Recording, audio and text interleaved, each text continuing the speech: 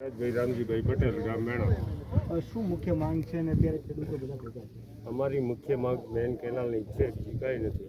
બીજું તો અમને કુદરતે ઘણું બધું આપ્યું છે, પણ અમારી જે આ દેવપુરાથી સોયગામ ડાયરેક્ટ ડિસ્ટ્રિક્ટ કેનાલ આ 2022ના છઠ્ઠા મહિનામાં અમે ખેડૂતોએ કબજો આપી દીધો નિગમને ઓલરેડી કામ કરવા માટે.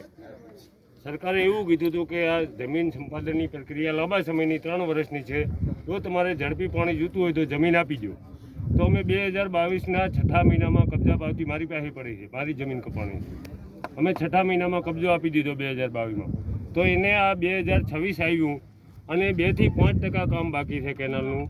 તો હજારો ખેડૂતોનું મારે લાખો કરોડો રૂપિયાનું નુકસાન થાય ખરું ખેતીમાં. તો એની માટે અમારી માંગ છે પાણી માટેની. અને જો વહેલામાં વહેલું સરકાર પાણી આપી દે અમને તો અમે બહુ જંગી બહુમતીથી સરકારને જીતાડીશું, નહીંતર અમે ચૂંટણીનો બહિષ્કાર કરવાના છીએ. આ કેનાલ કેટલા ખેડૂતોને કેટલા ગામોને જોડતી છે, કેવા પ્રકારની સમસ્યાઓનો સામનો કરવો? આ 22 ગામોને કેનાલ જોડતી છે અને એવો વિસ્તાર છે કે અહીં પીવાનું પાણી કેનાલ સિવાયનું નથી. ક્યાંય બોરનું કૂવાનું કોઈ પાણી નથી અને પશુપાલન હારીને ખેતી હારી આ વિસ્તાર જોડાયેલો છે. એટલે પાણી સિવાયની મારે કોઈ સમસ્યા નથી. સ્થાનિક ધારાસભ્ય પણ એક મંત્રી તરીકે છે અહીંયા, તો પછી અમને પણ રજૂઆતો કરી છે. કોઈ વહીવટી તંત્રોને રજૂઆત કરવામાં આવી છે સર?